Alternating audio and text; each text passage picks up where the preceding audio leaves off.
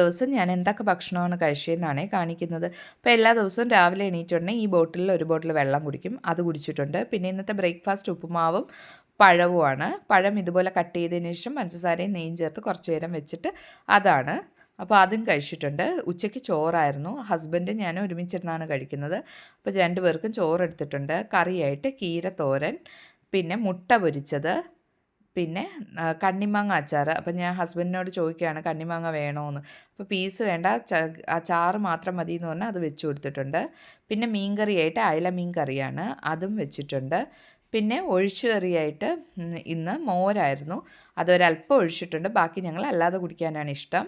പിന്നെ വൈകുന്നേരം ആയപ്പോൾ ഞാൻ ദഹിപൂരി ഉണ്ടാക്കി. അത് കഴിച്ചതുകൊണ്ട് തന്നെ രാത്രി വലിയ വിശപ്പില്ലായിരുന്നു. അപ്പോൾ കുറച്ച് നട്ട്സൊക്കെ ഇട്ട് ഒരു ഷെയ്ക്ക് ഉണ്ടാക്കി കുടിച്ചു.